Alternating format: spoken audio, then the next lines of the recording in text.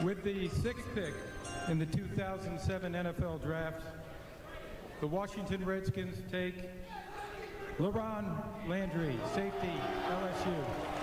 They did it. They did it.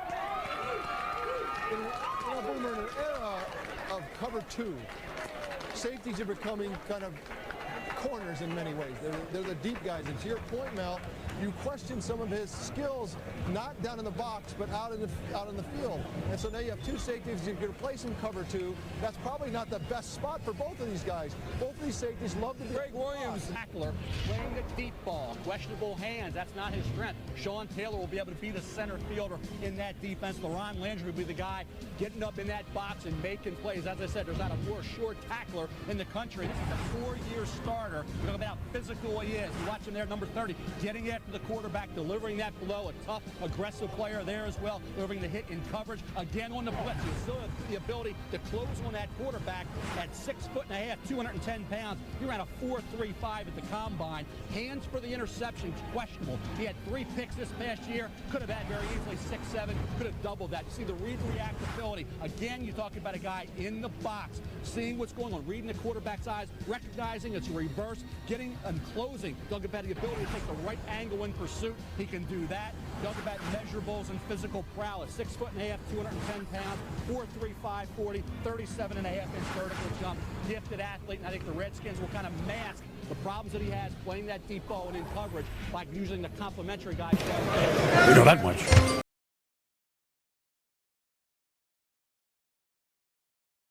Side. Safety blitz. Romo goes behind it. What a hit on the intended receiver, LaRon Robinson. And it's incomplete, and that is LaRon Landry. Yeah, that's vintage Jim Haslett and LaRon Landry working together. This guy is a Troy Polamalu clone. Watch him rotate over the top and just splatter LaRon Robinson on the sidelines. He read it all the way. Great disguise, and that's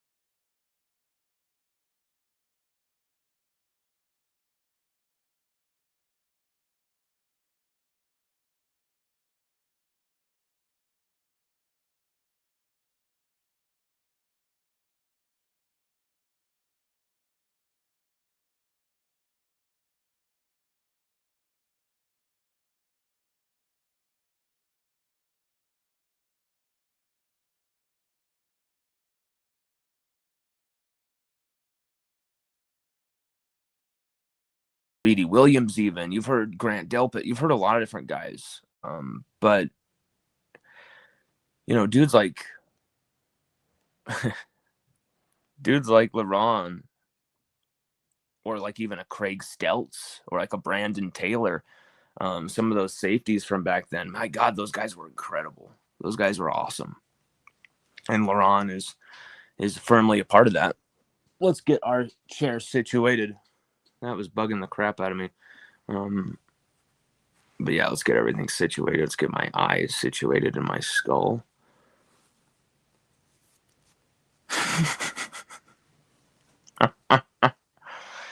Audience is continuing to build by the second, everybody. Thank you for joining us. We got YouTube striked because of some of the footage we used from the LSU-Alabama game yesterday. And so we're not able to post a live stream for a week on YouTube. And I love how it starts, of course, on the day of a really damn big interview. It's like, damn, wow. That sucked. I thought fair usage was a law in the United States, but apparently not so. We used too much of the commentary, and it sucked that we did that. This will be recorded and then put on YouTube after the fact. We are honored, absolutely honored, to welcome to the stage LaRon Landry. LaRon, can you hear me, brother? Yes, I can hear you, man. How you doing? LaRon, it is great to meet you. Great to see you. How are you doing? It's been a while, man. Doing good. Just enjoying the life after ball. It's been a long journey, settling in, but it's still got a lot to go from the long haul that I had playing through high school, college, and the pros. But I'm blessed and thankful, man. Man, you've had quite the career, quite the time. But since you've retired, you've been living in Louisiana this whole time. You've kept your roots in Louisiana, correct? Yes, I still own a home in Louisiana and travel from there.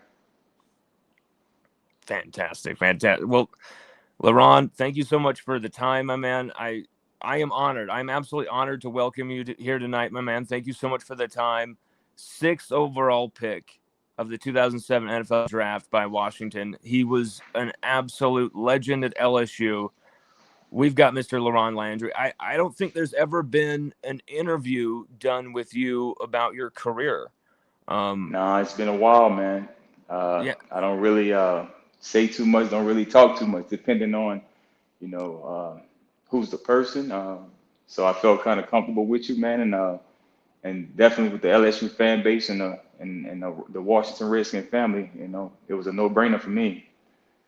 Man, well, we're honored. I absolutely appreciate you for giving us the chance, and I can't find an interview that you've done since 2013, LaRon. That's crazy, because I feel I feel like your story has been not really spoken or shared as much, because you're one of the most complete LSU defenders. Very highly decorated NFL career as well. Have you always been very private? Always, man. Kind of, was brought up that way. The proof is kind of in the pudding. Not big at that, big on that rah rah and hot dog and type of guy. My dad didn't have it that way. So business as usual. And that was absolutely destroying quarterbacks and offenses, and getting in those quarterbacks' heads. They couldn't even throw the football. They were wondering if you were coming on a blitz. I mean, you were absolutely in their minds. Look, LaRon, let's start with growing up. Was it Ama where most of your childhood was stationed at? Yes, sir. Ama, Louisiana, man. St. Charles Parish. The West Bank, the best bank. And your brothers DeJuan and Derek Mm-hmm. also played football, of course. NFL, highly decorated in college. You guys were extremely competitive. How far would the competition get between you three, and who was the alpha out of you three?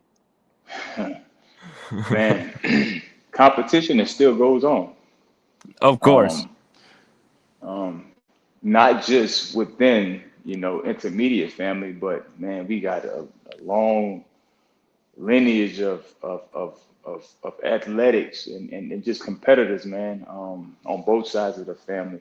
So the alpha male, man, that's still, up for grabs. We still talk about it. We still compete in the kind of at anything, but that brings out the best in you.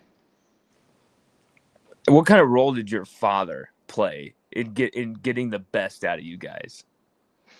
Oh man, perfectionist. Uh, Act like you've been there before. Work ethic. He was a staple. Still into this day. Pops is 74, and still, you can't slow him down, man. Still active and want to be active. So he's somebody that you kind of look up to and want to strive to keep on going. He gives you that hope to wanna pursue and just be your best every day. He's a big time. He still plays a big time role in all our life, man. My mom too. Both parents are warriors. Do you think you would have had a lesser career without having those two older brothers being so competitive to kind of help mold you, and also your father being so invested? Oh man, still, like I said, still until this day, um, I feel my brothers and father was my toughest competitors.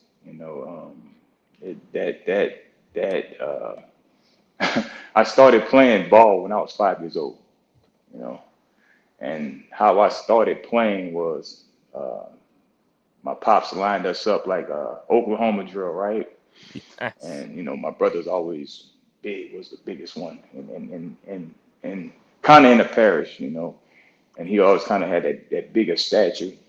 In high school, he always kind of that bigger guy. But 5 years old, he was seven, lined us up, Oklahoma drill, bam, ran over me, right, helmet off, everything.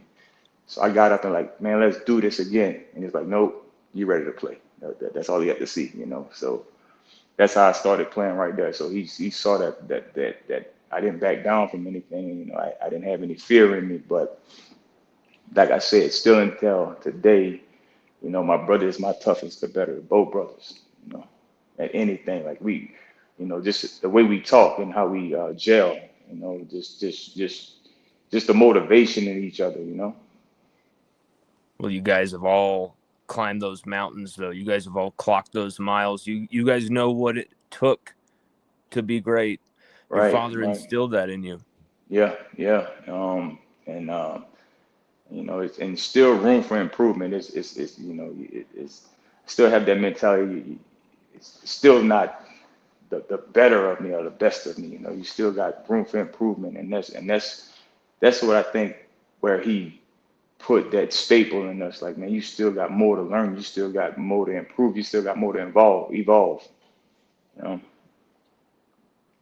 That's how I see my own career too, my man. Like so I think of someone like you who never rested on their laurels. Some people think maybe your best NFL years were in Washington or whatever, but then they don't understand that you made the Pro Bowl as a Jet. So like Right.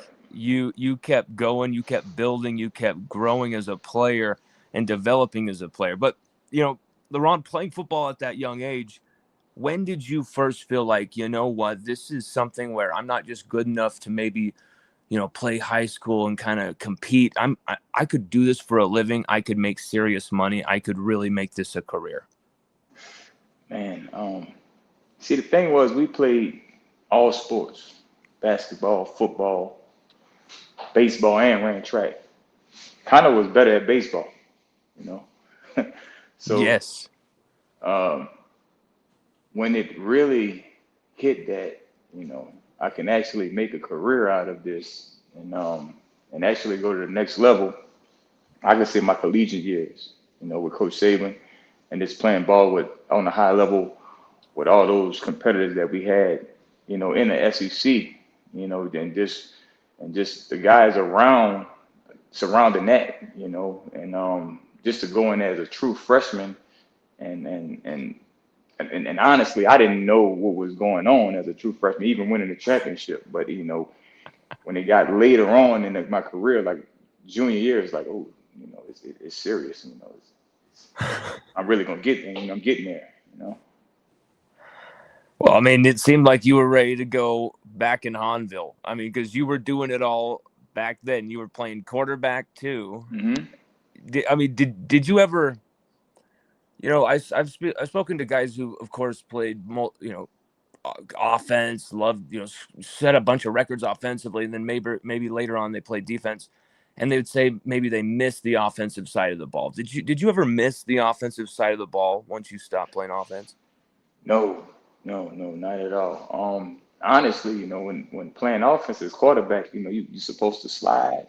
You run the ball. I was looking for contact. Yes. So it's kind of when I played offense, it's like, okay, you're gonna get some kind of defense out of it, the physicalities.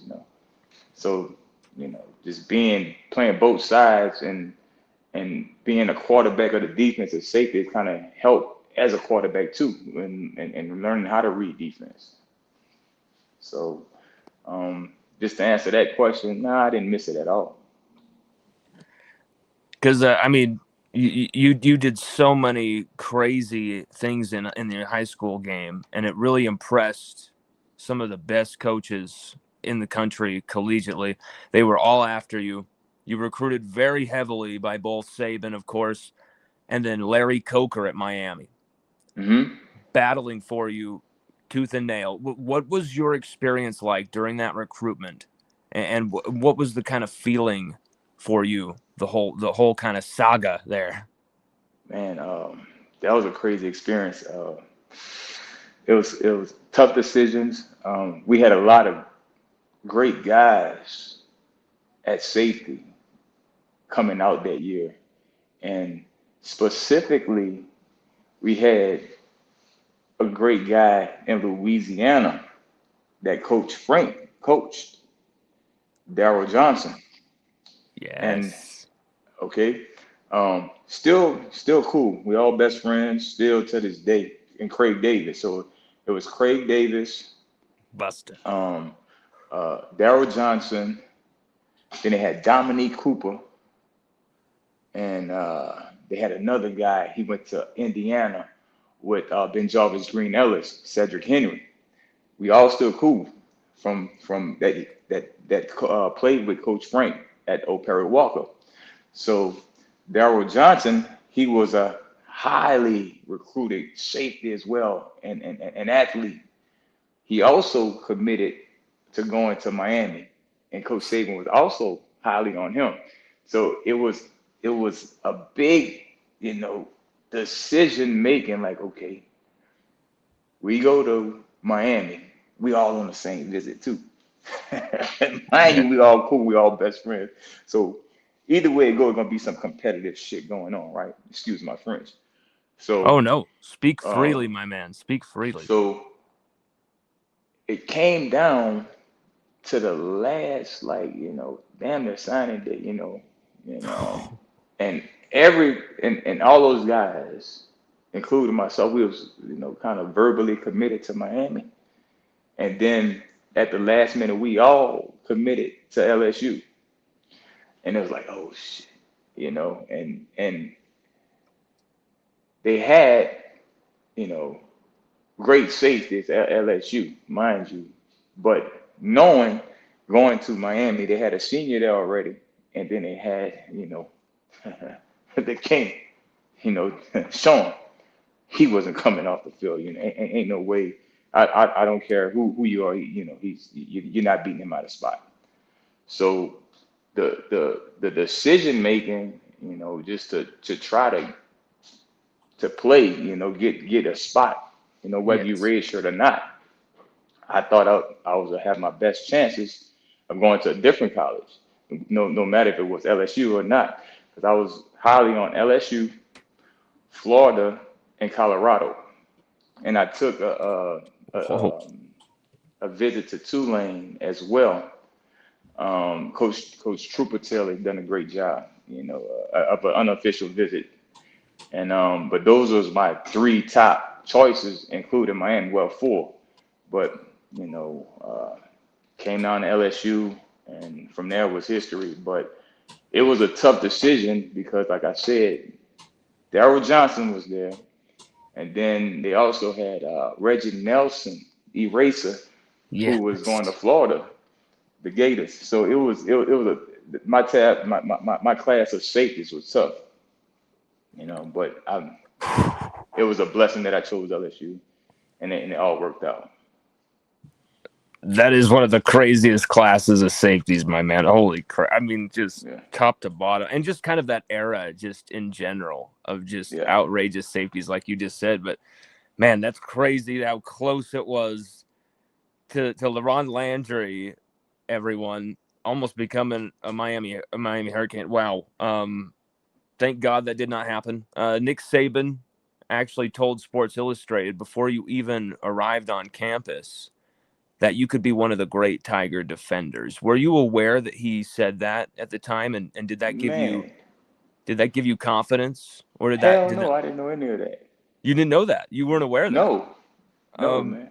the quote, I can definitely send you the link of that because I remember quoting that in an article I wrote about you a few years back that I shared with you, where Saban said that to Sports Illustrated before you arrived on campus because I was like, let me check this date. And I'm like, oh my God, he said that before LaRon even showed up, that you could be one of the great Tiger defenders. Just thinking about that now, did he ever like put any pressure on you, or did you ever sense from him he's expecting more of me? Like how did Saban coach you? Oh man, like my dad, tough. Uh, I'm not gonna say, well, shit. Basically, everything you do is you can do better. So don't think you're great in a sense, and I'm not saying it as a negative. He always pushed you to be better. So you know, every time he was hard on me. So and then as a true freshman and my sophomore year, so he always kind of wanted more and more and more, and I didn't shy away from it because I was kind of used to it. Just growing up that way. Just being in a competitive household, and my brother, like he was that technician, perfectionist, hard worker, overachiever, and honestly, I had some God-given talent, if you want to say that, and my dad and my brother always told me, man, you're gonna meet somebody who's faster than you, stronger than you, and your talent ain't gonna work. That happened, you know, and that's when I really developed, that work ethic, and then I was happy I developed that work ethic because it helped me when I got to Coach Saban. You know what I mean? Because Yes. yeah, yeah, he was always on me. Yeah, yeah. It was tough. It was tough. And So the second you arrived, he was like expecting. Did you know that you were going to be potentially able to start as a no, not freshman? at all. No, man. Oh man, no. Uh, Jack Hunt, man, he helped me a ton. He done a phenomenal job of teaching me the playbook, helping me with communication, and that's what all is about in the secondary, communication. And if you don't communicate, oh man, it's a lot of blowups going on out there. Yes. Especially as a safety, you got to be able to communicate it on to your corners, the linebackers on down to the line. So you got to know everything on the defense, basically. And that was the major thing about adjusting to collegiate ball, the communication, because it's and how Coach Saban had his defense is man, it was complex. You have basically 10 calls into one play. You motion happens, you go to slot. the 3-by-1 or whatever, man, everything changed. The whole defense had changed. And if you ain't communicating and everybody not on the same page, it's a disaster out there. And they always say that, man, if everybody's all wrong, everybody's all right. So, but in order for everybody to be all wrong, you got to communicate this. But if everybody have to be on the same page, and that was the biggest thing, communication and learning communication. But he was very tough on me, man. It was hard, and didn't shy away from it. But I took that challenge, and I got better each year. Try to get better each game. But I always took that out. You got to evolve. Don't back down. And you absolutely did, because you did get better each season, but really it started off with a bang. I mean, your freshman season, I mean, actually your first game, LaRon, you block a field goal, but then your first season, man, you win a national championship, you start most of the games, you start a national title game, you win the SEC. Nick Saban leading the ship, guiding the train. In your view, what was kind of the identity of that team, and what was that season like, 2003, 2000/04? And we had so much great athletes and men. We had leaders, on offense and defense. And I'm sorry if I miss any names of players, but you could go start from Chad Lavallee, Yes. Marcus Spears, Adrian Mays. So when I see that 7, I not only I think of Ali Highsmith, Adrian Mays, Yes. Ali Highsmith. I could go down the whole list, and I'm just talking about defense. But on the offense, you look at that picture, Peterman. We just had a great group of guys, and from 2003 until you looking at it now, I don't know. I just can say that 2003 season and that whole era around that, we had men out there of leaders. It was real men, man. like to be a freshman and play with those guys, like, man, that's you playing against NFL guys already, and then that was guys who was already going into the league, So it was that was a big season for me that I didn't know was going on at the time. But when you look back on it and you say, man, I really did that at that age, and what was going on at the time, to even win a national championship, I didn't even understand it. Just being in New Orleans and everything is at home, just being the home Exactly. favorites. And I didn't feel it at the time, but when you look back on it, man, that was something special, Oh very God, special. yes. And I thought that legacy from then to have Coach Saban when he left, that was a crusher.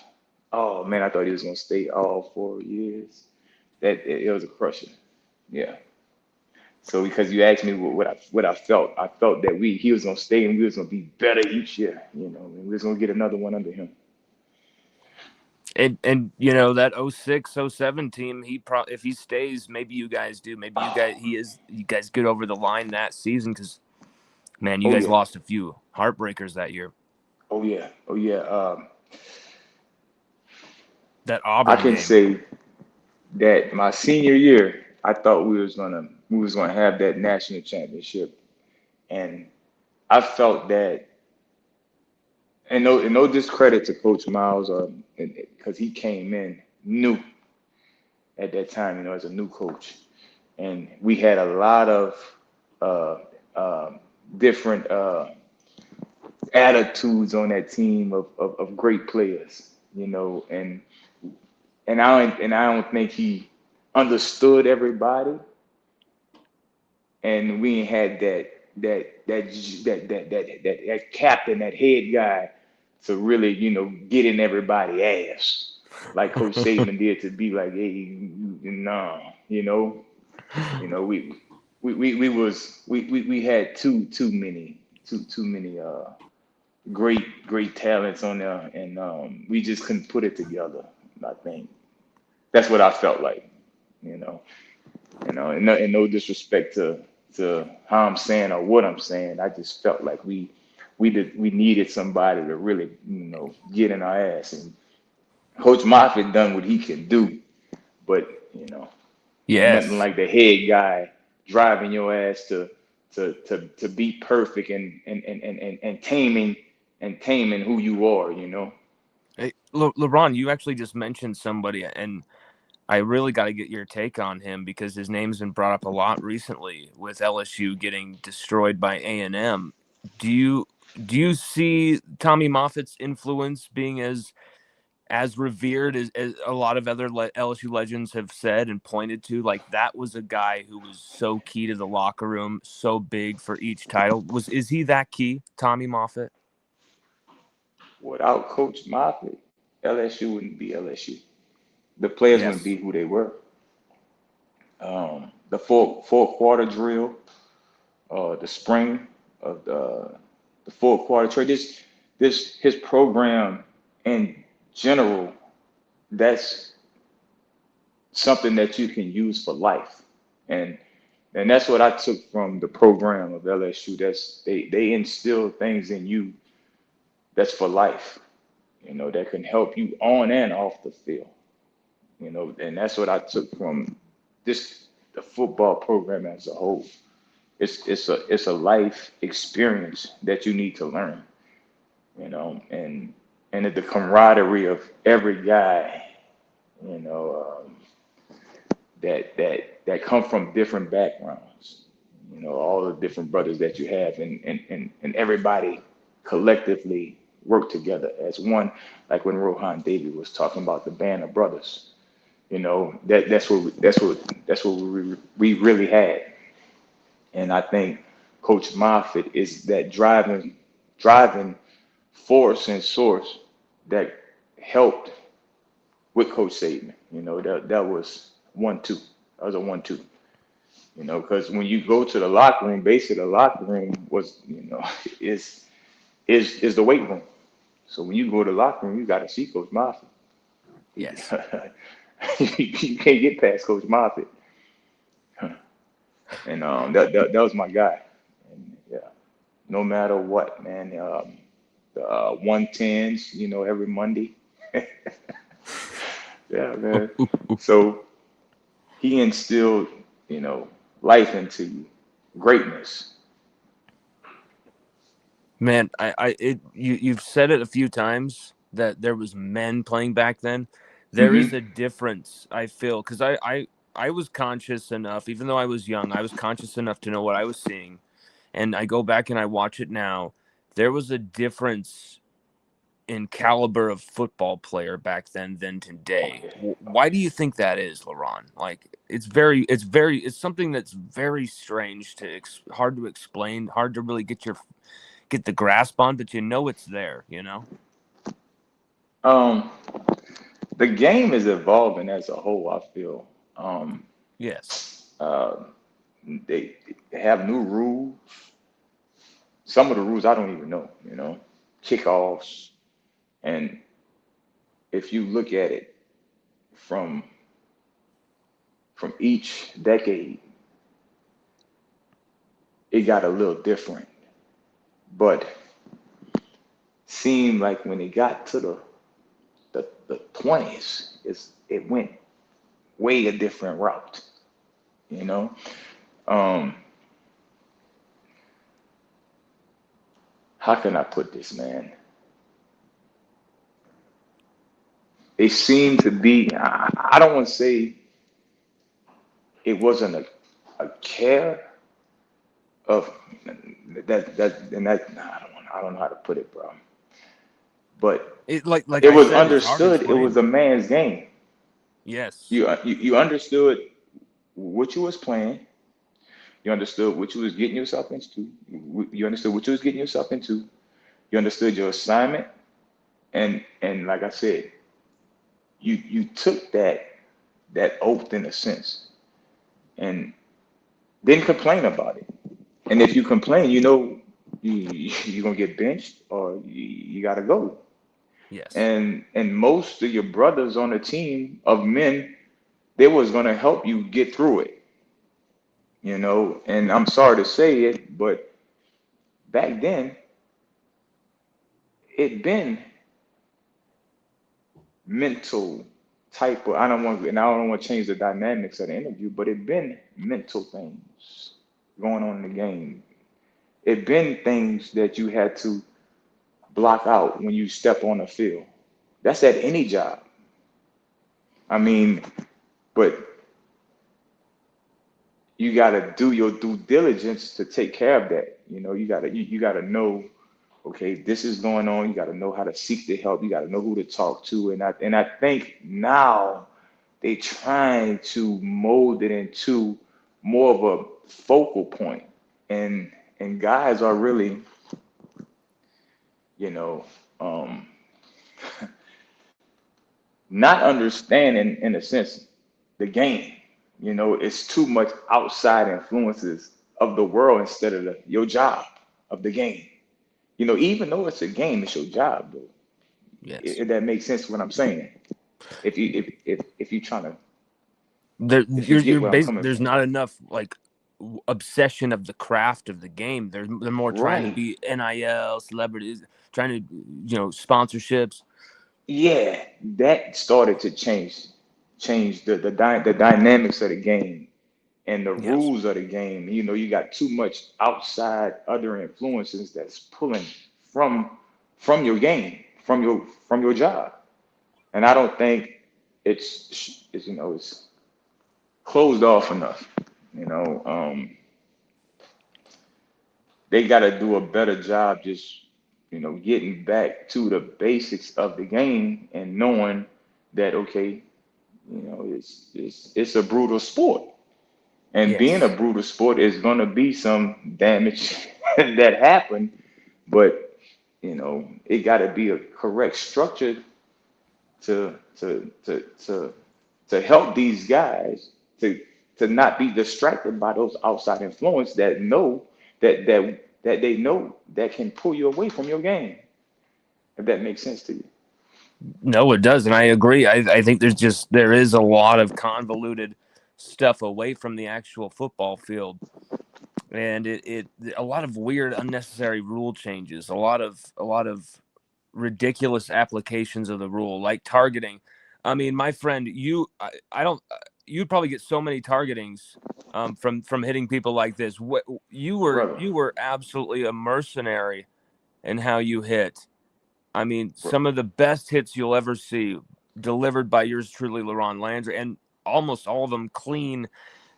No targeting, pure, just brutal hittage. I mean, right, right, and that's the thing right there.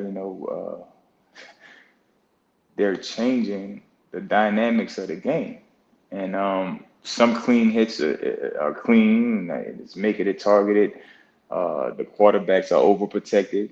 The kickoffs are different, and you taking up the manly renegade out of the sport. That's what football was about. The warriors, the soldiers, the band of brothers. The band of brothers come from soldiers. oh man, Let's I be love clear. this. You know, um, hell, my and it started changing in the league too as well because at one year, man, I went like 4 months without getting paid because of hits. Whoa. Yeah, yeah, and and then we had coach had to sit me down when I was with the racing, like, hey man, you gotta save your money, man. It's your livelihood, and to me, I'm playing what I love to do, and then just leaving, LSU, you're in college, you have to understand it's a business, and that's when it start to get leery. You got to understand it's a business. You got to understand, it's your livelihood for your family, and even though you love the sport or the game, is a business, and that's what the dynamics is all changed about it. Man, some of the ways you just put it is some of it's hard to explain, hard to describe. You just put it, I think, as well as a player could put it, man. Really, just kind of not just the NFL, not just college, it's kind of football in general as a whole. And man, thank you for saying that, because a lot of it is right on the money. But I Yeah. mean, I gotta ask you this, LaRon. There are many great players on that 2003 team that you guys had. Many big names who, also had a massive impact in the NFL. Yourself, of course, Marcus Spears, Big Wit, Corey Webster, Jacob Oh yeah. Hester. Jacob Hester was, I think he was a freshman on that squad. Jamarcus Russell was even on that squad. You were on later teams like 2006 that were good, but couldn't quite get it done. Who was that one Tiger above all in 2003 that made you guys a championship team, you think? Hey, you can't say one guy, man. I I, know, I, but you can't just pick one guy. especially with that team. No, you can't. I mean, man, Michael Clayton, like I Yeah. said, Spears, Marquise Hill, rest in peace. Uh, Yes. Matt Mark, come on, man. We had too many. Corey Webster, TD, Jonathan Zenon. yeah, Jay Z. Yeah, man, we had too many guys. Like you just can't handpick one, and that's the thing. Like from both sides of the ball, all 11 guys was leaders, and and if those starters wasn't a leader, the guy next to him was gonna get on their ass and tell them how they wasn't leading the pack and holding their own. And that's what the thing now that I don't see when they say that you do it for the band of brothers, you got to do it for one. You got your last name, you got your family. That's you branded. All right. Now do it for the guy behind you. Do it for the guy on side you. Do it for the guy in front of you. Which one of those guys though, when you're not doing that, to the right, left, behind, or in front, you're gonna turn around and be like, hey man, you kicking ass today. You dragging ass. You know, you gonna get it together. Hey coach, I don't want this guy to play. He shitty today. Who's doing that? Not on a hating standpoint, but who really gonna jump in somebody's face and and what guy gonna really take it? Knowing they Yes. knowing they dragging. And that's the thing. Everybody was accountable. And there's no argument about your accountability. Because it wasn't only one guy who was gonna tell you it was gonna be the other nine. You know what I Dang. mean? Yeah, absolutely. So, Yeah. and that's I what don't. I don't see. I mean, you could talk whatever you want to talk. You could say it how you want to say, but accountability is a mofo. You know, if you ain't got Absolutely. accountability and you can't be coachable, you're gonna lose. What's the sense of even stepping on the green grass and white lines? There's no sense. My God, I love it. And LaRon, you're absolutely giving me like football like fan chills right now with some of your wisdom. Um, I I heard, but I also heard that you were benching 425 pounds at LSU. Is that true, LaRon? Were you benching 425? I can't do it anymore. It caught up to me. I'm, that's what I'm healing. you know, that whole stretch of just ball and lifting, man, it was a long journey of doing that. And, you know, sometimes you gotta take care of those, you know, those ailments, man. I'm doing that now. Like I said, like when you ask me what I'm doing now, I'm doing a lot of that healing, man, in this retired time, so I could get back to that, you know, just living comfortable and doing the things that you like and love. But you got to make sure, you know, you got a great supporting cast with you, you know, because they got a lot of things out there of ailments and different kind of things that ball players going through, like, you know, like CTE, mental health, different kind of uh, uh, uh, tears and sprains, and you got to have the right supporting cast, and you got to get to the right people that really gonna, you know, help you. And if you can't find that help, you know, get to that people who really care for you, man. And like you really reached out and cared. So I really didn't have no problem doing the interview with you, but just to get back on that bench. And yeah, man, I even got stronger than that, you know. Well, And that's what I like to do, you know. Just Coach Moffitt, man, you know. Still into well, this day, like I said, man, things prepare you for life, you know. And ain't nothing in like health and fitness and wellness, man. That's the health is the key to life. If you ain't got health, you ain't got nothing. LaRon, I just got an idea. Would you ever pursue being like strength and conditioning coach, just to maybe just start dipping your toes back into coaching or something, getting into football with strength and conditioning, assistant strength and conditioning? Would that be something? Man, I would love to do anything to help any guy, any player, any sport, you know. But ain't nothing like, you know, the love of football and being around it and that camaraderie, man. You know, once it's gone, it's gone. And you know, ain't nothing like just staying around it and or doing things that remind you of it, you know, and that kind of keep you peaceful, you know, because you're gonna miss it, and it's a big adjustment, and then, it's a terrible adjustment, and some people could never get over it, and I've seen that, and I have a couple partners that it's really tough on, but you know, I would love to do that, man. That's a dream, just to stay around a ball game, and that's why you should always keep up with your partners and your brothers of the sport and that craft, just to make sure they're okay, man. Because it's a really adjustment, big adjustment. For instance, man, I don't mean to single this guy out, but I hope he don't mind. And I think he could have been the best running back ever too.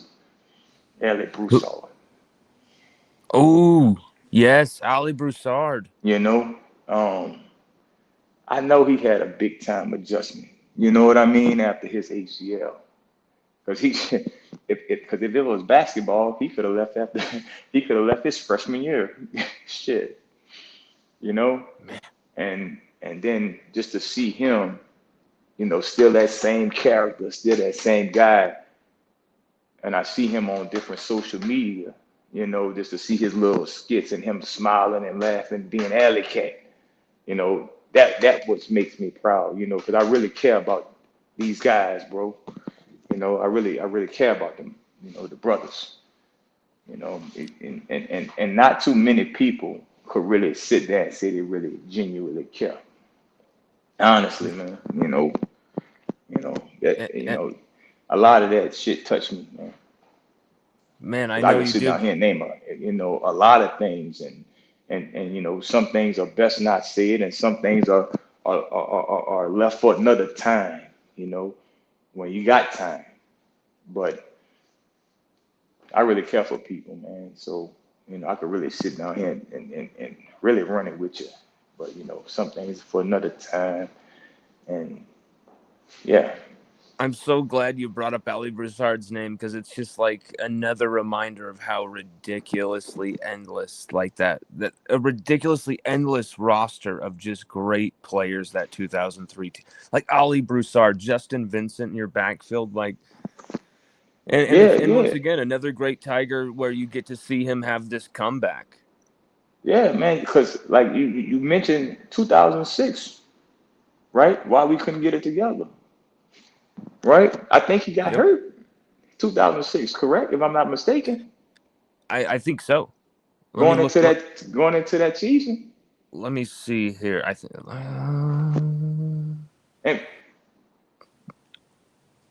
And yeah, because the next year he ended up transferring to Missouri Southern State. I think it was in 06. Let me look that up. Right. Come on, man. Man, they had a lot of and we had a lot of things that the adjustment with Coach Saban and Coach Miles and different adjustments, like what they're going through right now. It's an adjustment, man. I mean, the player's going to be effective regardless, because you got to get adjusted to different coaching style. You know, you got to get adjusted to gelling with that coach. Like, you know, you listening or you hearing him? Can I relate to him? You know, what makes me want to do? You know, and you got different kind of attitudes on the team. You know what I mean? So those different type of attitudes, you got different type of makeup of people, different kind of backgrounds of people that coaches had different rapports with that people understood. Now, change that. Tomorrow is going to be different. Oh man, I was used to seeing coach that, man. You know, when I see coach, he make me feel all right when he say this. Coach will tell me this and make me go even harder. Now I ain't got that. Now I got to listen to, man, how to respond, even though you got a job to do. Certain players respond different to certain things, man. And if you ain't got those leaders, like those Banner brothers, those leaders to be like, hey, bro, no matter what, we on the field, we got to do this, that, and the third. Coach is going to be coach. He got to do what he got to do. We got to listen. We got to be coachable. But when we out here on the field, we got to do what we got to do to win this game.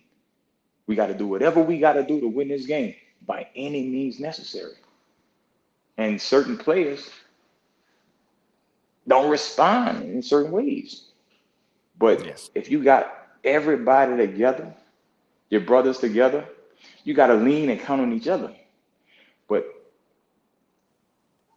you ain't talking, your brother ain't talking, your brother kind of down. Who gonna light the fire? Who gonna light the fire? Man, I had a rookie. He ain't no rookie no more. Demarius Davis, the Saints guy, right? I had him in the Jets. Man, he said the best. I'm going to set the tone. Y'all keep the tempo. I love when that boy say that shit. Come on, man. Who going to set the tone? Who going to keep the fucking tempo? I'm sorry. No, don't be sorry. Who going to keep the tempo? They always talk about tone setters.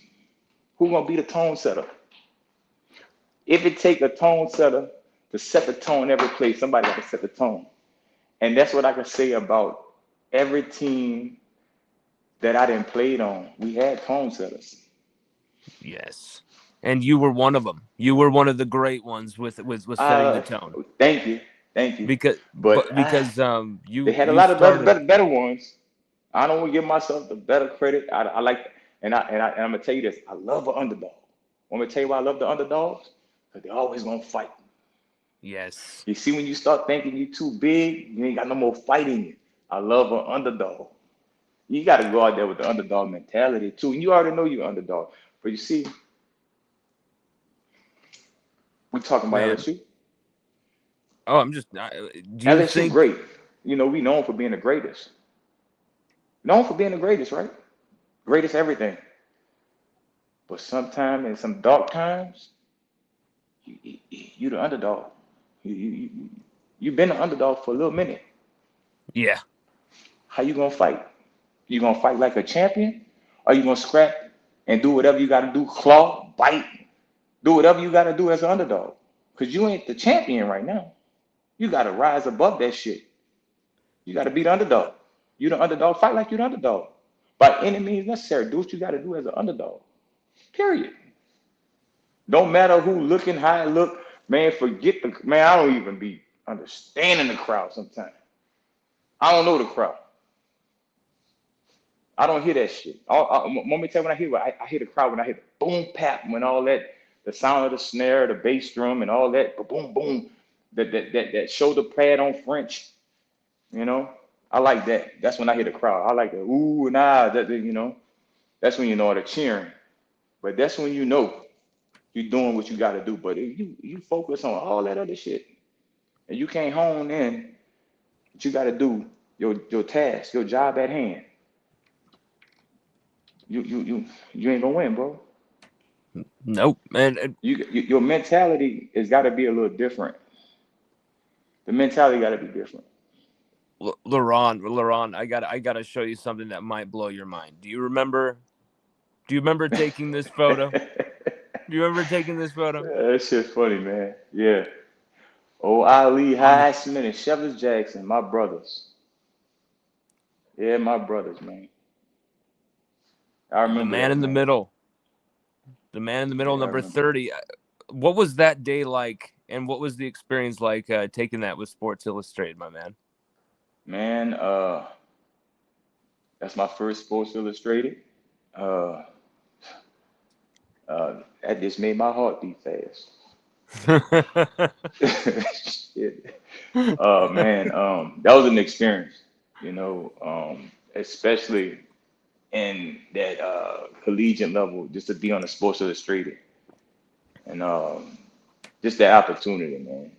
Um, it was a feeling, you know, it was a great feeling, and I appreciate, you know,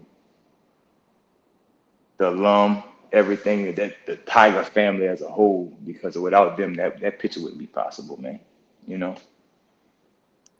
And those nothing. guys, Yeah, some of yeah, the best Tigers. yeah, yeah. We collected. That was a collective effort, man, and that's what I can say throughout my whole collegiate years. We had a collective effort, you know. You're very unselfish, and you never like having the spotlight on you. You never like taking too much of the credit. You're such an honorable dude with that, LaRon. And I knew this would be a difficult interview, trying to give you credit, trying to give you love, because you're like, no, you really are a private dude, and you really are someone who doesn't really like, feeling like you're taking all the credit or anything. Nah, brother. No, man. That was that was instilled in us at a young age, man. Uh, don't be hot dogging.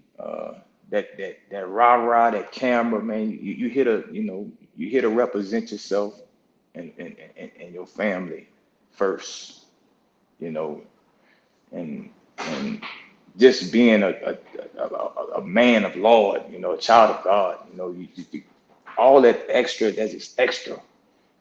Don't do all that hot dogging. Don't all that celebrating and dancing and all that. I didn't have the opportunity to do that, so I don't know how it feels. Because if I did do that, oh, my dad would get in my ass. All that hot dogging. You can't. If you hot dogging, don't go home. Well, Don't go and it's home. just And then something that you just don't feel comfortable doing. no, man, no, It's just not man. you. And then also you gotta understand you didn't do it on your own. Yep. No matter how you started, you didn't do it on your own. Somebody played a major role, and no, don't matter if you overachieved, you worked hard. Somebody gave you the opportunity to do that. Every day, somebody wake you up.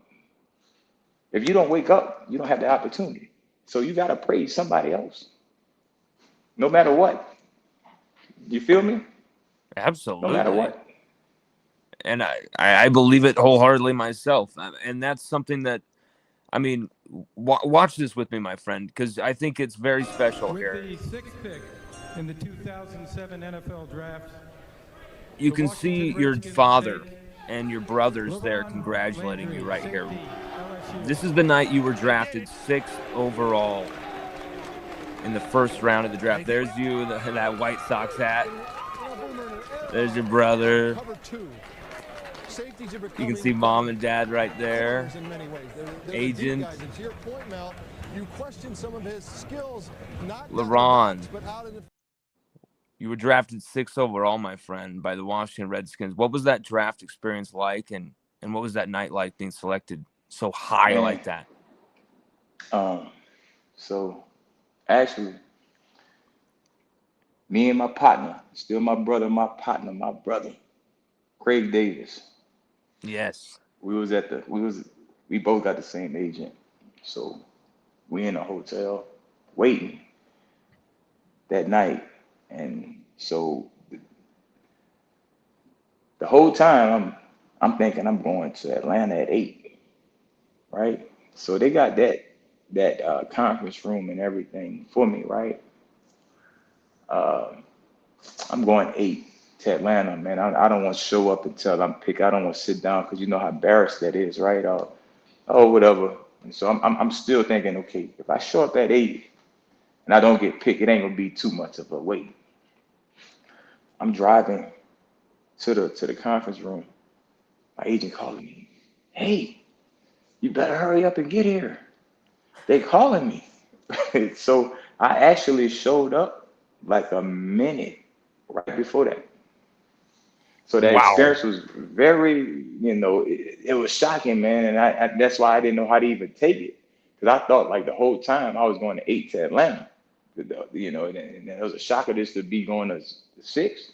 And knowing that Sean was there, Coach Gibbs, oh man, it was an experience, man. And Coach Greg Williams, he and Coach Yeah.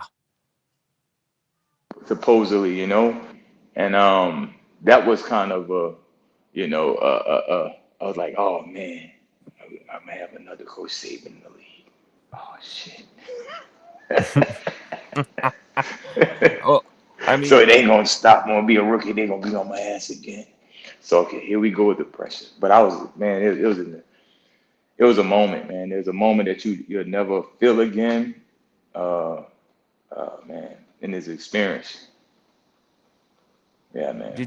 did you know Washington was going to draft you? Did you feel like, No, ahead of time, like, so it was really, you felt Atlanta number 8 is for sure. Not even a chance, Washington.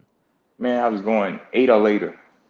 Yeah, Like I'm not going any earlier. Man, safeties don't get drafted that early. You know what I mean? it's true. They Sean is an exception. I think Sean went 5th or 6th too. I don't. Sean was number 5, I think, right? His year. Let me look that up. Real quick. But that was an exception. I was like, man, nobody doing Sean numbers like that, And I'm like, man, like you talk about that credit. I'm like, man, nobody was doing Sean Taylor. No safety was like Sean Taylor. 21 was 5th overall as well. So Yeah, 5th overall, 5th. and then you're 6th overall. Yeah, Obviously, they wanted that safety tandem. They believed yeah, in Area 51 as a tandem. man.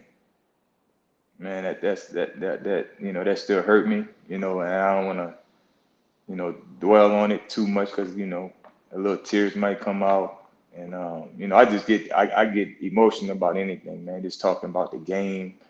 And then, when I've been away from it for so long, and that's why I don't really talk about it too much, brother. Um, you know, I'm a passionate person about all that, just every experience, it is experience and it's memorable experiences. So, I really, I'm passionate about a lot of things I'm involved in. So, and I wear that on my sleeve, that heart on my sleeve, man. Really soulful about things. So, yeah, yeah, brother. But being with that guy, man, and you can hear me, brother. Oh yeah, Okay, my phone's been you're on. saying being with that guy. So being with that guy, a lot of talks we had privately, and like I said, like you said, I don't talk. He was the same kind of guy, so we kind of really gelled. He don't like interviews. He don't like do none of that. So it was like that brotherhood and that personality and attitude. We was already alike, you know. So it was like, man, that really hurt me, brother. And at that same time, when his tragedy happened, I had another partner of mine that I went to grade school through I went to grade school with through high school with, who passed away tragically. He was shot as well. And every off season, I used to go home and mess around and work out. He was a big workout. We call him Swole Patrol. Um, yeah, little Kenny Musgrove, man. Swole Patrol. And big swole guy, man, and ride dirt bikes and stuff. And that when that happened, I was like, man, everything hit me, you know. And they passed away a day from each other. So it was a bad timing for me, man. Yeah, Wow. yeah. So But the thing is, wow. I want to say this.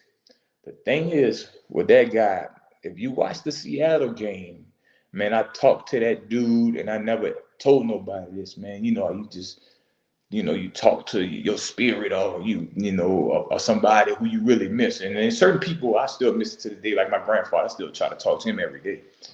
But throughout that game, man, that Seattle game, man, I talked to that dude that whole game. I wound up with 2 picks that game.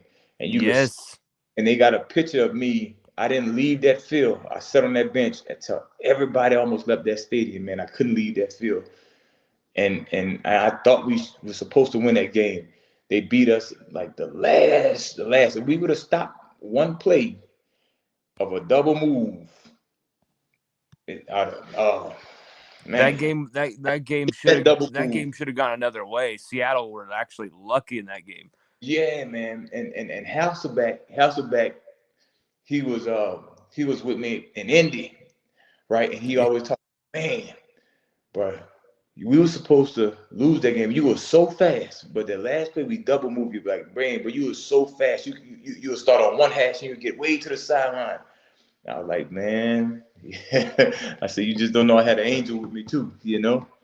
Yeah. But they did one play on me and Pearson Preload, a double move, and I didn't get over top of him. He looked me off. Man, I was so mad it was in the end zone. I was so mad about that one, bro. You actually brought up a photo that I remember this moment where you are sitting there on the bench. Yeah, that one right there, man. Right here. That shit killed me, brother. That This shit, bro. this Yeah, dude, we had tears in our eyes as a that, family for bro. you in that moment. Yeah, that shit killed me, brother. Yeah, brother. Yeah. Is that the moment you were saying that you were speaking And, to him? yeah, no, I was speaking to them the whole game, but like just to feel like, man, like I felt like I let him know in that game, brother. No way you didn't, man. No way you did. 2 picks against Matt Hasselback and the Seattle Seahawks. That defense actually had a valiant effort. You did not let him down, my man. I'm here to say that. Like as a fan, as someone who watched that game in that moment, no way did you let him down, LaRon. No way. My bad, brothers. My bad. No. I understand why you think that, because you understood the standard that he expected of you, the standard that he expected between you two as a tandem. But like, you could only do what you could. You had 2 picks on Matt Hasselbeck. I doubt anyone had 2 interceptions on him all that season. This Yeah, was your rookie year, by the way, too. No one's even bringing that up. This was also your rookie year when you went through all this. yeah, brother. Yeah, You lost a very close friend on the field and then one off the field within 2 days. And yeah, this is just your rookie season, man.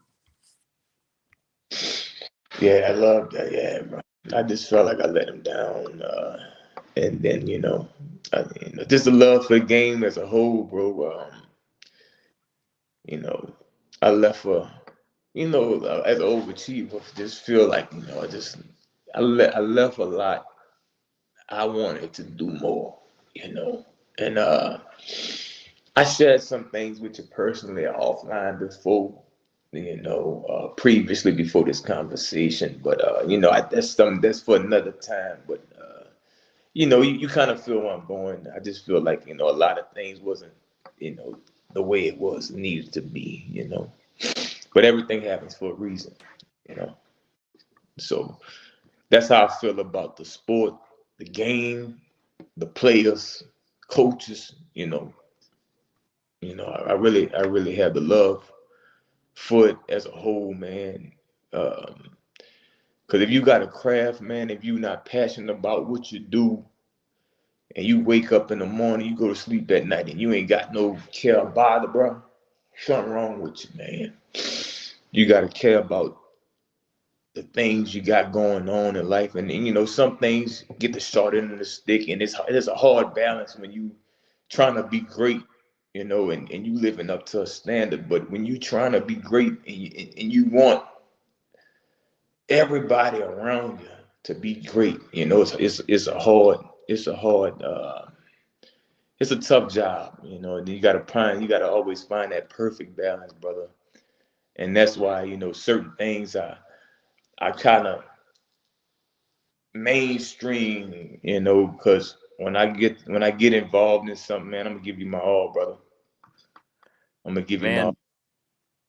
Man, I think we're feeling your all tonight, man. You seriously have so much passion and so much energy. It's incredible. And I'm so just sad that the fans have not heard your words for the last 12 plus years, because man, you have so much to give.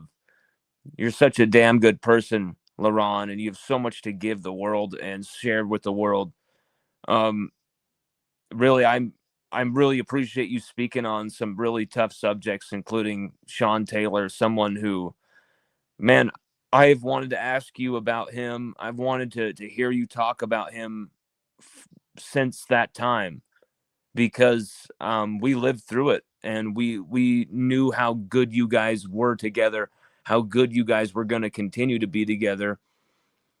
And we all feel like we had something taken from us, whether it's a fan, whether you're a friend, whether you're a teammate. We all feel like we had something taken from us with the murder of Sean Taylor. And That was that was a bad experience, bro. And how that all happened, man.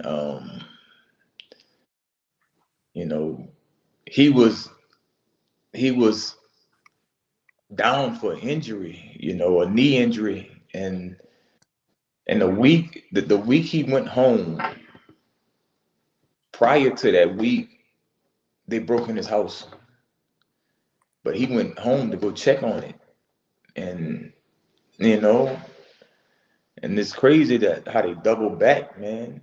Um, and he was coming back, I think, the week after to play, yeah, you know, and I just remember like that whole thing, man. Is like, bro, I'm a rookie, man. I can't do what this dude do. You know what I mean? Like, and then when I, I think we was playing the Cowboys, brother, and T.O. and them, and it just was like, bro, if Sean was here, like, and that phone call, like, it was all bad, bro. It just was just bad timing. Uh, I mean, it's still into this day, man. Is if anybody asks me about me, or I always mention his name, like, I played with Sean Taylor. I just let him know, man. That Sean Taylor, I was the guy next to Sean Taylor. Hell with me, I played next to Sean Taylor. You feel me? So I don't know, man. The things he would have done to the game, just as a safety. Um, it's there'll never be another safety like him, period. Oh And man, at a so high level, special. as you say, how the game has changed. He was doing this when they had Allstott, like players like running backs like Allstott, Jerome the Bus. He was Yeah, playing that. Man, the neck rolls. you can't put none of them these, no disrespect, but you can't put none of these players in that era right now. No. You talking about No, mental. sir. You talking about mental? You gotta mentally be like, man, I gotta go out here and hit this big ass Mack truck. You, your mental gonna already be fucked up.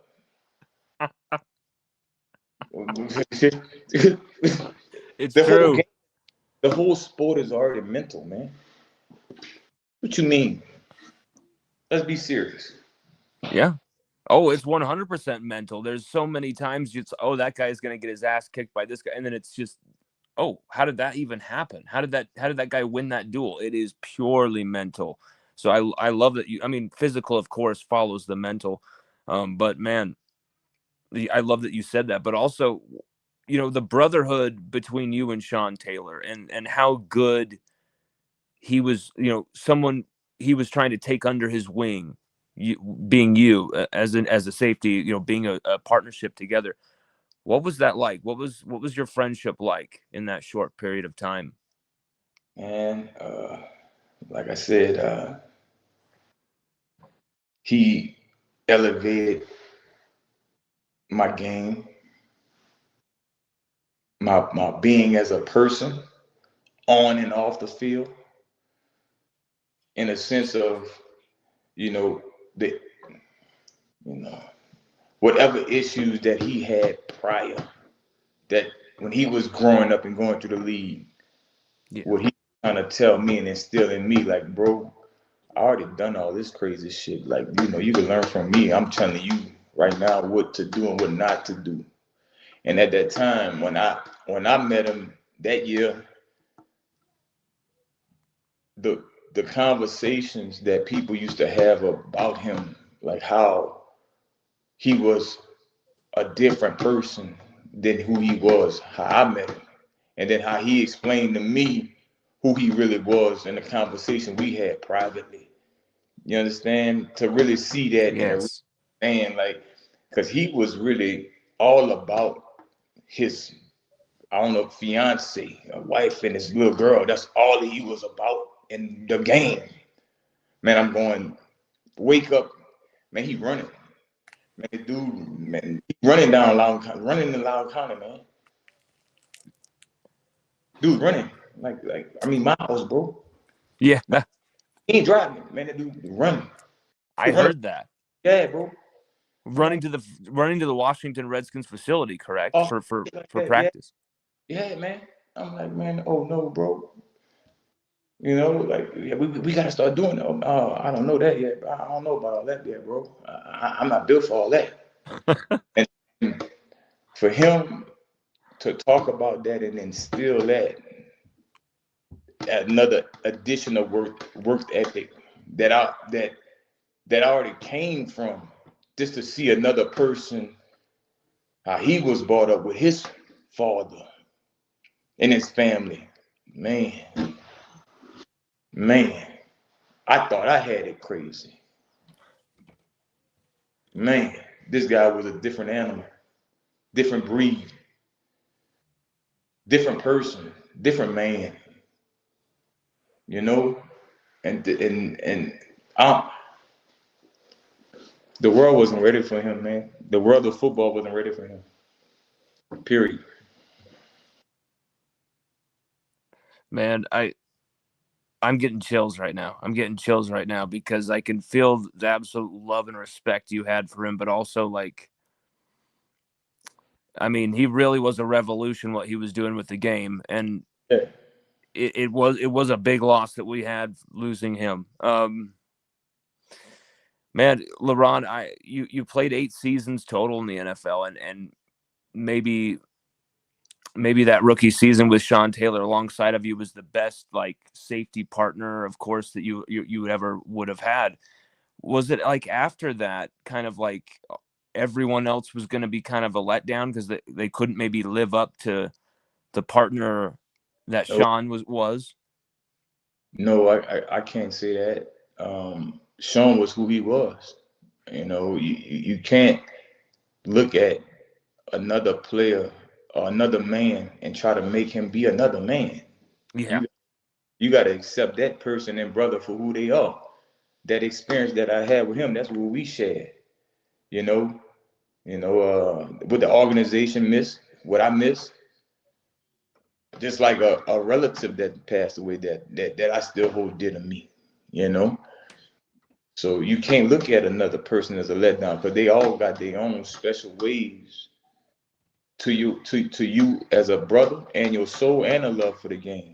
So you gotta take every brother with open arms, man. You got a job to do at the end of the day. You know, Yes. I can say what I did was I instilled what he showed me into me that I could show them. I showed some of Sean in me to show those guys the best I could do, but it's no mimicking. Yeah. But I try. You feel me? And I talk Oh, about others, but but you can't make another man be him. He's his own man. I mean, at the same time, though, you got better and better. I feel like, even though you left Washington, which really shocked me at the time when you left Washington only after like maybe 3 or 4 years. I felt like, what are we doing as an organization? I was really annoyed by that we let you go, or however that happened. I can't really remember. But you went to the Jets and the Colts. You got to the Pro Bowl with the Jets. What were those stops like, and what made you finally like call time on your NFL career after those 8 seasons? Like, what was the moment you're like, okay, I think this is it? All right. Uh, I'm gonna touch on it a little bit, and that's gonna have to go to a different segment that we could talk about in depth. But I'm gonna touch on it a little bit, right? Okay. I had two career supposedly ending injuries with my Achilles, right? The first one was my ankle in college. I had Achilles in college. Well, bone was rubbing on it, right? That was my. Ooh. I didn't come out early, right? Fast forward, I did my left one, the opposite. 2 seasons Ooh. with the Redskins, my Achilles. So what happened was I had micro tears in it, so it looked like a rope. Like, so if you cut a rope and it shreds like a little bit instead of popping completely, Yeah. mine was shredded. So Ooh. so both seasons I decided to play anyway. So I played until I couldn't play anymore. Oh And my man. Oh my so God. so last season, and then this is what and man, I don't want to get into it, but this is what I really hate too. We was playing the goddamn Eagles, and they Deshaun Jackson and Vic, they threw that goddamn bomb on my ass. And but mind you, I got an Achilles, all right? So I'm shooting my shit up before and during the game. Man, Oh I wow. man, and so I went go get my shit shot up, man. My shit started skeeting out the other side. I was like, oh hell, Ooh. it's gotta go. Yeah. So I ended that with like that. So I had a lot of injuries that I was already nursing that I said, hey man, if I do any kind of major surgeries, my career gonna be over any type of way, in any way. And it's gonna look bad on my rap sheet. So I done my best I could do of any kind of less invasive things that I wanted to play as long as I could play and try to heal everything when my season was over, when my career was over, I should say. And that's what I did. So I had all kind of things going on. Like that year with the Redskins, man, I had this wrist. I had this wrist, you know. Ooh. I had a wrist and an Achilles at the same time, and so that's why I kind of hanged it up. You know, I started looking at it, man. I'm beating myself up a little too much, and it's gonna be too much of a strain to even try to bounce back than to even love the passion of the game. You know, and then I don't want to do a discredit to my players, and I don't want to be like this big letdown of a rah-rah guy or whatever. That's just out there milking it, taking money, bro. Man, some of the injuries you play. Oh, wow. I had no idea that you were playing through all that. Then I had, then when that Brandon, I could talk about all this shit. That Brandon Jacob hit, I had a herniated hamstring on that one. That's Oh, not. yes, Jacobs. You and Jacobs had something back and forth. And then, I mean, I saw him do a podcast. That's my brother, though, Assumption all day. I love that guy, but he talk his shit, and I love it. But I saw that. I was like, boy, I ain't never let nobody do that to me ever again. So I'm gonna say, man, I'm gonna get myself conditioned enough to where I could play free safety and strong safety. I could be interchangeable. You know, so I wouldn't have to worry about where I'm in a box or back. Yeah. Because when Sean passed, I was more so in the box. Then when Sean was living, I was more so in the box. When he passed, they moved me back. Yes. I conditioned myself to be smaller and faster. So when playing against that, man, I'm coming from, man, I got this hamstring. And as you can see, if you could probably show the video, man, I didn't have no oomph. All I did was duck my head. Bam! Man, my head hit the, man. We can also find videos where you, because I saw it the other day, that where you absolutely smashed the crap out of Brandon Jacobs, and I was like, I need to include this. I forgot to include the video, but I'm going to send that to you because we got footage, Brandon, of you getting your ass had, Brandon, by LaRon. So we've seen it too. Yeah, then he went and did a podcast with the brothers. Yes. Talking and shit. I saw it. I ain't gonna respond to that. You know, I ain't gonna do it because I already had a little flash, little negative comments about a lot of things when LaShawn McCoy and goddamn Deshaun Jackson did some crazy shit like that. Like, man, let me leave that shit alone. But that's all part of the game. It's all brothers just having fun. You gonna talk your shit, and that's it's the love of the game. But you gotta love it. There's gonna be some good things that happen to you. There's gonna be some bad things you gotta take. And being a defensive back, you gotta be able to put that shit in your back pocket. Get on to the next play. Oh, more than any other position. It's all fun and games, It's all fun and games. When it's over, but during the battle, it's war. Shit. When it's over, you gotta laugh that shit off, man, and move on, bro. It was a time, It happens in the game. LaRon, final question here, my man.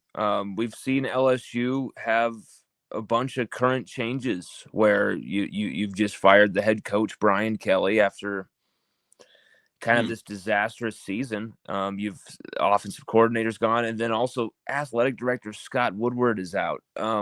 Where do you feel? I mean, also, what is your opinion on all of those changes? What is your kind of feel on how the Kelly era was going? But also, where do you hope LSU go in this next direction for the head coach? I can't really pinpoint a name, and I'm not going to pinpoint a name. Whoever they hire and whoever they get, I'm more than sure they're going to do their due diligence and do a great job of finding whoever they get. Even right now, Coach Frank is a great pick. Let's just be honest. It's just all about, who they want. And at the end of the day, the players got to be coachable for whoever they receive. Yes. But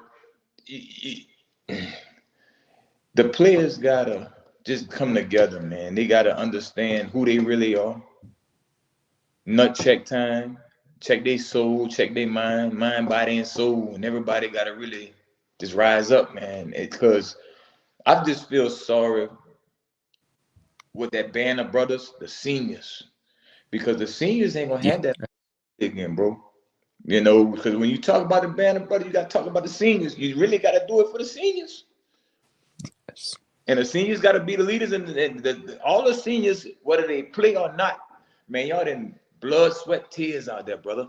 Hear me, y'all seniors, no matter who y'all. If you love it like you love it, you bench warm, no matter if you want, you're part of the organization, you're helping everybody win or lose. Don't you want to be a winner, no matter what your role is? So that's what I think about. Think about it, man. As a coach, the coach is going to be the coach. The players going to be the players, but the players got to go play. They're gonna do they gonna find the greatest of the greatest coaches. It's LSU. But it all boils down to what the players are gonna do, how they gonna show up, how they gonna respond. Are they coachable? You could go up there and just put up all the great names of adjectives and verbs that what you got to do as a player. Let's just start from right there and go from there. Coachable, finish, tenacity, stuff like that. When we keep going, come on. Physicality, Yeah, aggression, all of leadership. That. Yeah, come on. Let's just start right there. And I didn't mention a name that I should have mentioned, bro. And two names. I mean, man, it's a lot of guys that other than that 03. I don't want to keep on going, but you got Kelvin Shepard. He's a great coach out there, a great player. He was a monster winning at number 11. You understand? That dude is a beast. I don't know what Big Putt doing, but Glenn Dorsey, you got all kind of monsters. You understand? So you got some guys, some coaching talent too, no matter. And you got some guys who done it before. That's why they are so successful at what they do. Shep being one of them. He know what it takes. Not only he did it in college, he did it in the league. And he can relate. Now, I'm not saying I'm promoting all of that. I'm not into all that politics stuff. I don't want to do that. But as a player, and he's a player's coach, because he's a player. And he's one of them players that's gonna, let's get it started, and he's a middle linebacker. And being a middle linebacker, you gotta be a little nutso. Yeah. Period. If you ain't got a middle linebacker who's gonna run through the middle and smash it, stop all that. Let's go. Oh my God, man! I absolutely love you, LaRon. Because you're right. Not only are you right, but you make the point in a hilarious way, and you drive it home. LSU, Kelvin Shepard, man. That's a dude who he's going to be relatable to those kids, but he's done it in multiple levels. He's got a ring on his finger as well. As a player at LSU, the dude could be awesome on the recruiting trail. The dude could be awesome in the meeting rooms developing these kids. I think I really hope LSU give him a shot, give him an interview, and he's gonna listen. He's gonna probably be more than willing to sit down and hear them out and kind of go through that interviewing process. I'm very, very excited to see what that's gonna be. Oh yeah, man! I got a lot of love and knowing that great things gonna always be around LSU. It just gotta, the players gotta do their part. Period, man. Yep, there's a lot of criticism of coaching you've heard over the last few weeks and the whole season, but man, it does come down to players and players policing each other, like you've said. Yep. And then you got the leaders as a senior. Man, what's wrong with going, hey coach, man, let's have a one-on-one meeting. Let's talk about this. What can we do to be better? What about doing this type of play? Can I use it?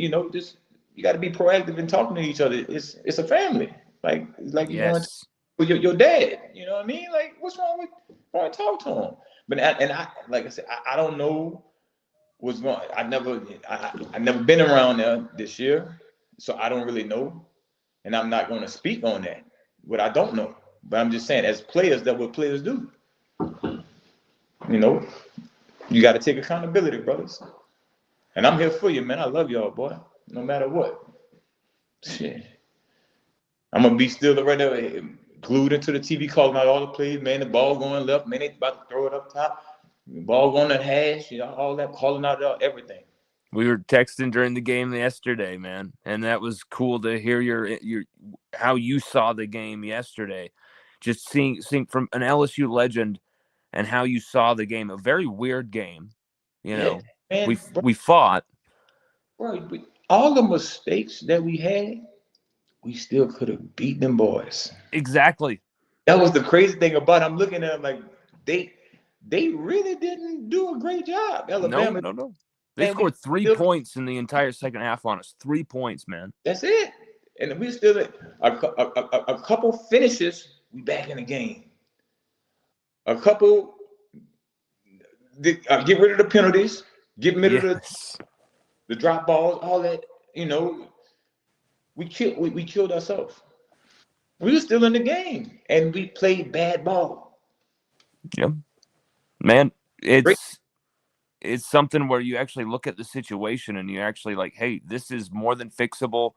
Try and retain a lot of these players. Try and go out in the portal and add a bunch with this new coach. And LSU, the brand will rise again. LSU, the brand, is never down for too long. We all know this. And, man, I this has been incredible. What a talk, what a journey, what a ride you've taken us on through your career, through your life. And LaRon, let's definitely do another show as soon as you want to, my man. This has been probably one of the best shows I've ever done, my man. This is probably I'm almost speechless. Just how fun and just how great this was to do. Man, I appreciate you an interview. I appreciate you reaching out, and whatever you need, man, I'm here for you. The Tiger family, anything, I'm all in. LaRon Landry, LSU legend, LSU national champion, one of the best people around the game, around the sport, around LSU. That was him for 2 hours, unfiltered, uncensored. The man, the myth. Seriously, LaRon, you are a legend. I hope you know that. I hope you realize that. Man, and we respect you. And brother, I'll be talking to you soon. Yes, sir, man. Y'all have a blessed night and love you all, man. Yes, sir. LaRon Landry, everybody. Everybody, you have a great rest of your night. Bless one, brother.